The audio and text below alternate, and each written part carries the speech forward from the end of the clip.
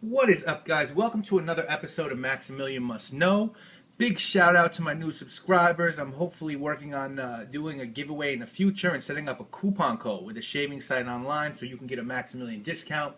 Also, big shout out to the entire fragrance community who have been so unbelievably warm and welcoming to me. There's people out there that would want you to believe that this community doesn't exist or it's a snake-like one, and to me that's nonsense. The amount of support and good regards I've received from some of the bigger dogs in this game has been just amazing, and I'm very happy to be a part of this. And not only does the fragrance community exist and thrive, it's only getting stronger. So shouts out to everyone doing that. Shouts out to my subscribers. With springtime fast approaching, I'm going to be talking about one of my favorite spring scents. I am in love with this, and I'll admit right off the jump that if you don't like lavender, this fragrance probably will not be for you. So I think Mark's Robes 08 is going to be out of this one, but I'm sure there are a lot of people that will like this fragrance. It is from the English house of Czech and Speake. Very popular house in the wet shaving community for a good deal of reasons. They make shaving soaps of extremely high quality and price as well. Two of their most popular scents are number 88 and this one Oxford and Cambridge. They also make very classy old style English scents, and the wet shaving community seems to gravitate to English brands that make old style scents a la Trufford and Hill, Geo Trumper, Penhaligon's, D.R. Harris, Taylor of Bond Street, and wet shavers also love their Creed, especially the older Creed scents like Green Irish Tweed, Oscier Aluminum, Vetiver, Santel, etc., etc. And I know that Creed is based in Paris, but it's also known as a London perfumer because they, have main shops there. Now, Czech and Speake isn't as old as most of the other houses I mentioned. It was started in the 70s by a gentleman named Frank Swankins. Started the company as a bathroom furnishing store. He felt like people always would spend a ton of money on furnishing their living room, kitchens, and dining room, and the bathroom would be neglected. And that makes sense to me. I agree with that. So he opened his shop on Germain Street in London with a focus on Edwardian-era bathroom furnishing. And conveniently enough, the store was right across the street from his studio apartment, which was building number 88. Now, 88 is Czech and Speake's flagship fragrance. It's a dark rose fragrance. I don't love it that much, but I respect it because it's a new take on rose fragrances for men. There's a few others out there, including Kerosene, Whips, and Roses, and a few others that are darker rose scents, but I think Czech and Speake was really the first to make a darker men's rose fragrance. Number 88 hit the market in 1981. The rest of their collection is interesting. They have a bunch of different scents, kind of the run-of-the-mill stuff with a citrus one and a neroli one, a frankincense and myrrh scent, and a Cuban scent. The Cuban scent's very interesting. There's a hate it and love it faction for a polarizing reason. There's some people refer to a fecal note in Cuba. And when I first bought the sample from Archer Fire and Badger and Blade, I thought something was wrong. So I went up the street to Cambridge Chemist in my neighborhood. I knew they had it there, smelled it, and right as rain, that note was there too. Cuban scents can be hard to pull off. Many have tobacco and mint. Some have lime, some have citrus, some have clove. At that point, my favorite Cuban fragrances were Havana by Aramis and Pure Havana by Moulier. And let me just say this, after really examining the fragrance and toying with it, I realized that note that many people hate is just a mix of really high in tobacco and peppermint. And now, when I know that, I quite enjoy it. I'm personally not going to buy a bottle because I'm scared that other people might not get it. And I read accounts on base notes where people told other people who were wearing it that they actually smelled like shit. And I'm not down with that. I have a pretty independent streak. I have no problem wearing stuff like Quorum or Grey Flannel. I like stronger, pungent, older style masculine fragrances, but I don't know if I want people thinking I smell like that. If you do, that's up to you, but I don't think that's for me. But today, what we're here to talk about is my third favorite spring fragrance behind Geranium Pour Monsieur and Green Irish Tweed, and that is Oxford and Cambridge.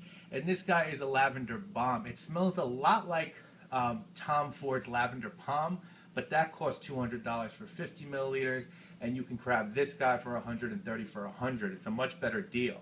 This fragrance was introduced to the brand in 1994 by perfumer John Stephen, who I believe has done everything for the entire Czech and Speake fragrance line except for a few of their newer ones. If you like this fragrance, you can get an aftershave, a shaving soap, or a bath oil. Only one size, as I said before. Let's take a quick look at the bottle and box. Nothing crazy with either. The box is just a really nice two-tone purple box. I guess in tradition of the lavender It says straight up front, lavender, traditional lavender, so a lot of people think that's what it's called, but it is called Oxford and Cambridge. You have a batch code on the back under the Made in England and the website, and then the bottle is just sort of a standard Czech and Speake bottle. It's got the Oxford and Cambridge name on it. It's sort of a dark purple, pretty regular atomizer on this guy. It's got a little ribbon around the neck that says lavender, but it's sort of your standard cologne bottle. There's nothing extremely special about this packaging, but it's done in a really smart, simple, but classy way. Fragrance notes in this guy are going to be top notes of bergamot and peppermint and rosemary, and the middle notes is where you get the lavender, two types in fact, French and English, and then you get a hearty base of oak moss and sandalwood. It opens up right away with a blast of fresh wintergreen and peppermint, which I love in my spring fragrances, which is why I think I love Geranium Pour Major so much.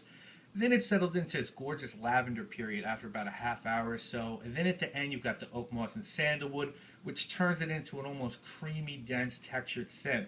It is wonderful, honestly. A lot of guys in the fragrance community do a starting lineup where they reveal their signature scent, their work scent, their night scent, their romantic scent, their daring scent, and their upper class scent.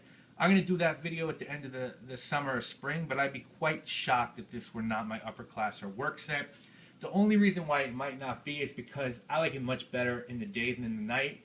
The brightness in this sort of needs that sunlight, and I like it a lot better as a day scent than I do an evening scent. This to me, and I'm not sure why though, is the quintessential lavender fragrance. I think it's because of the two types used and the addition of peppermint, which adds just a crazy freshness. This is what an English dapper gentleman should smell like. Tailor suit from Turnbull & Asser, shirt from Thomas Pink, shaving products from Trumper or Truefit, and a couple sprays on this guy on top to level everything off. It's just a lively and animated scent. It smells good. It makes me happy when I smell it. It's invigorating and relaxing at the same time. I think it's a masterpiece, especially at the price point.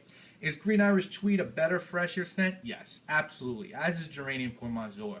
But, at this price point, about $35 an ounce, this is a steal. And we all know Creed has this gentleman's collection right now with the original vetiver, Irish Tweed, Millesime Imperial, and Aventus. And I'm trying to get that whole set slowly but surely. But you know what, guys? This has to be in the gentleman's collection in my mind as well. All you need with this is 3 sprays. It's got a great atomizer, 1 in the neck, 2 behind the ears. Very good longevity. The dry down is gorgeous, really clean, rich and robust lavender with oak moss.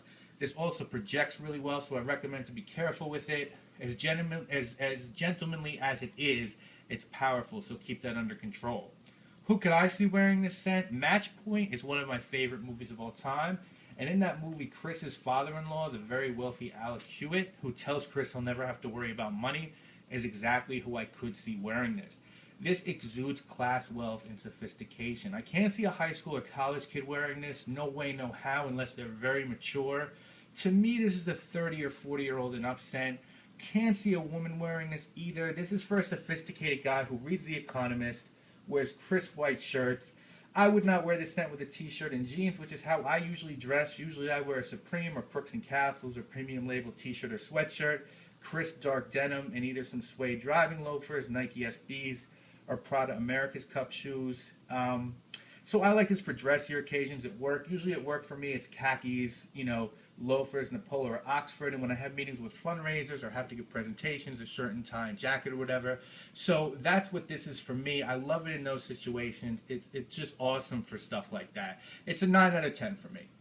It will be in my spring rotation forever. The price and the way that I rotate, different scents this season mean that this bottle will hopefully last me a couple of years. The dark glass on the bottle is great. It will help protect the juice.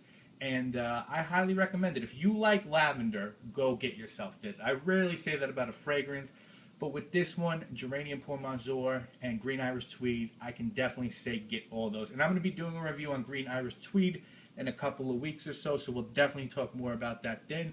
But for now, I love this. This is perfect for spring. Spring really hasn't hit us yet, so you still got a chance to go out and get this.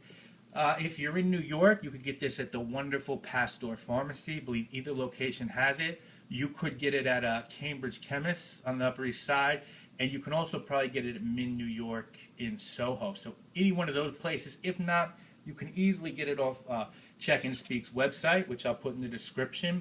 You could check out their other scents there as well. And I believe Mint New York has it discounted. I think. I'm not 100% sure, but they might. So you should definitely check that out. Anyway, that is this week's show. Thank you for watching. I appreciate it. We're going to be back next week. Next week, we're going to be talking about the best bath soap money can buy. I will stake my reputation on that. Again, thank you for watching so much. Thank you to all my new subscribers. Welcome. I am Maximilian, and I must know. Have a good week.